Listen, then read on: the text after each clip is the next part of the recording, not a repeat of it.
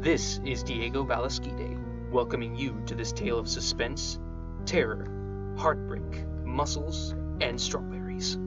This is The Cask of Strawberry Nesquik, starring Mitch Blevins, Destiny Klaric, and Carlos Roberto Guerra. His friend had never caused him any injury, but he stole many things. His popularity, his happiness, at one point even $20 out of his wallet. But when he stole the heart of his beloved Esmeralda, our heartbroken Mitch Desmond swore to get revenge. I will get my revenge on you if it's the last thing I do. You will never see it's coming. It's gonna be brilliant. And sure enough, it was. Mitch waited months, even years, to develop his grand scheme of vengeance, acquiring vital information about just how weird Esmeralda's lover truly was. He became friends with this man, despite wanting to slap him in the face many, many times. And he never suspected of his ulterior motives. Finally, the perfect time came, and the key to his downfall was revealed. So Mitch invited this man to his estate with the promise of serving him pints and pints of his absolute favorite drink, Strawberry Nesquik. Mitch never understood why this man loved Strawberry Nesquik so much. I mean, for God's sake, it's not even chocolate Nesquik. Honestly, who the hell even drinks Strawberry Quick? Anyway, Mitch made the promise that he had a private stash of Strawberry Quick, and convinced his friend that it was his favorite too. So the night came. That week, his friend had been visiting Esmeralda at her estate, and was excited to meet up with Mitch. He stood outside his estate, anxiously waiting for his sinister plan to commence. And sure enough, around the corner of the street, he approached. His name was Mussels From Brussels. He was a Finnish bodybuilder from Ireland who spoke with a French accent, the most internationally bizarre man Mitch had ever met. His muscles were as big as his head, but nowhere near as small as his brain. Mussels From Brussels shook Mitch's hand upon first meeting, and Mitch felt the sharp crack of the bones in his hand as he gripped it. He reeled in pain for a brief moment, before resuming his warm reserve. Mussels, my dear friend, how's life in Tahiti?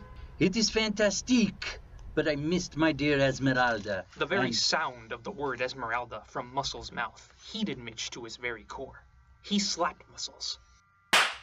In his mind. Mitch, why are you staring at me? Because your muscles are so huge. You've been busy, I see. Well, of course. I just told you what I've... Anyway, I trust you're here because of what I promised you. Yes, the Strawberry Nesquik. Yes, the Strawberry Nesquik. Why are you laughing? I don't know. I thought it was funny. Shall we go in? So Mitch and Mussels ventured below his estate. There was a large wooden door leading deep underground. Mitch pulled the key out of his pocket, unlocked the padlock, and ushered Mussels in first, with an evil smile. The two men ventured so far underground that after 10 minutes, Mitch's ears popped.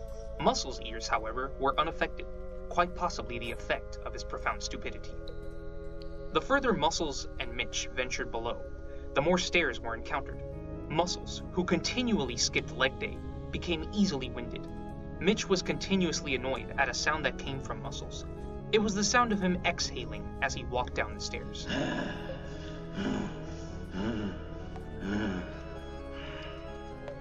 But one thing that kept Mitch's mind distracted from this nuisance was the beautiful Esmeralda.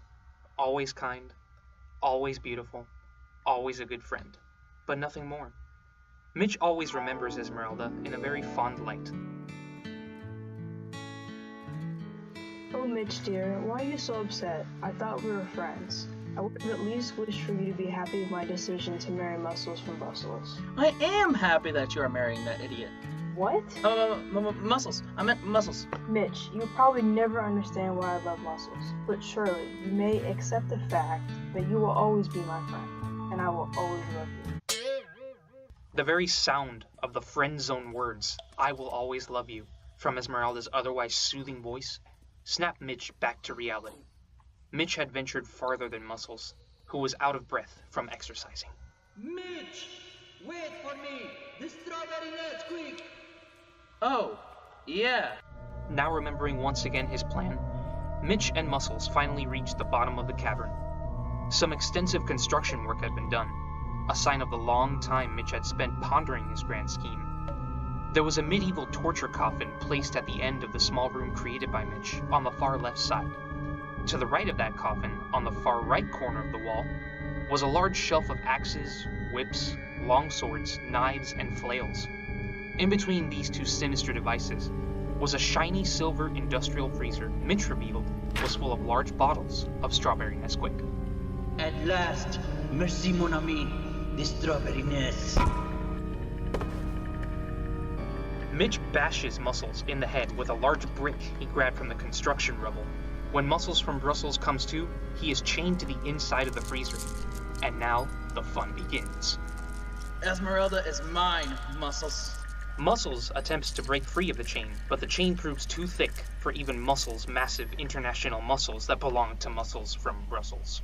I could not break free! That's the idea. Not that you've ever had one in that tin can head of yours. And where the hell are you even from? Honestly, Mussels from Brussels, a Finnish bodybuilder from Ireland with a French accent. And those muscles make your entire outfit look like it's full of balloons. If I had a pen in my hand right now, I'd probably hear a pop and a deflating sound. You want to be Arnold Schwarzenegger, who's far, far less attractive. Ouch. Not that it matters in the least to me anymore. Esmeralda is mine, and she'll never find you down here.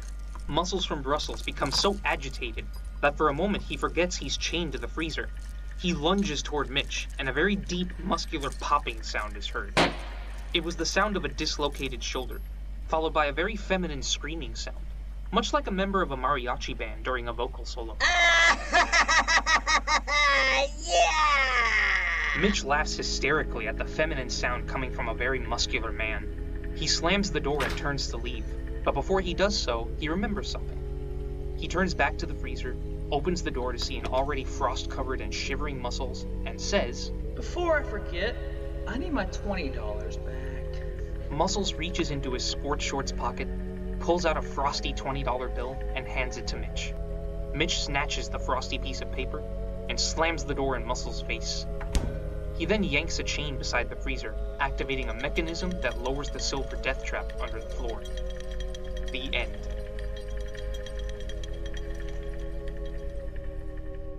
This is Diego Balasquide signing off, and I am not a spokesperson for Nesquik.